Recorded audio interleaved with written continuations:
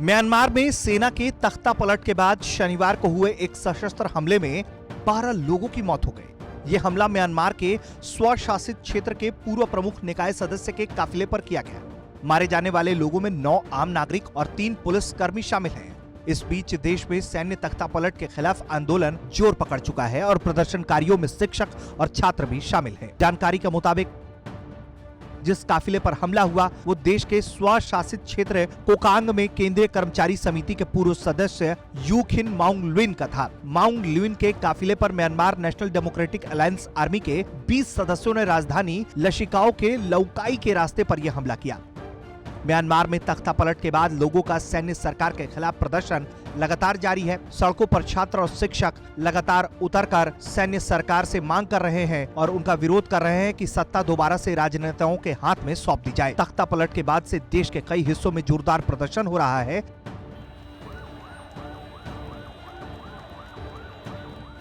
यहाँ तक कि राजधानी यंगून में भी जबरदस्त प्रदर्शन देखने को मिल रहा है। इसके कारण लगातार सेना ने कार्रवाई करते हुए इंटरनेट पर वहाँ पर प्रतिबंध लगा दिया है। तख्ता पलट के बाद यंगून के 2 यूनिवर्सिटी में हुई सबसे बड़ी रैलियों में प्रदर्शनकारी 3-3 उंगलियों को दिखा रहे हैं, जो विरोध जताने के लिए द हंगर गेम्स नाम की फिल्म से प्रेरित था।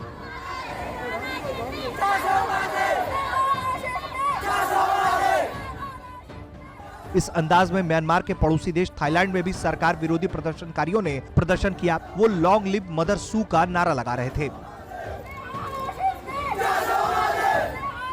मदर सू के जरिए अपदस्थ नेता आंग सान सू का जिक्र किया जा रहा था, जिन्हें हिरासत में रखा गया है। इसके अलावा हम सैन्य तानाशाही नहीं चाहते के भी नारे लगाए गए। यंगून यूनिवर्सिटी ऑफ एजुकेशन में एक विरोध प्रदर्शन के दौरान एक लेक्चरर ने सेना के खिलाफ बोलते हुए कहा है कि हम उनके साथ कभी नहीं होंगे। हम चाहते हैं कि इस तरह की सरकार जल्द से जल्द खत्म हो जाए।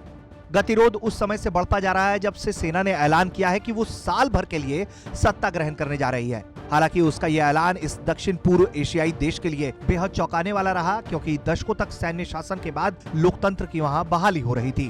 प्रदर्शन के दौरान देश के सबसे बड़े शहर यंगून में विपक्ष लोगों ने अपनी खिड़कियों के बाहर गमले और बर्तन पीटकर भी विरोध जताया, क्योंकि लोग नहीं चाहते थे कि वे सरकार का निशाना बने।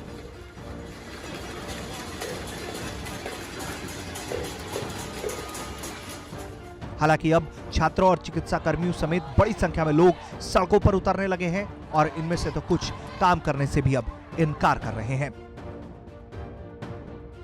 ब्यूरो रिपोर्ट, भारत तक।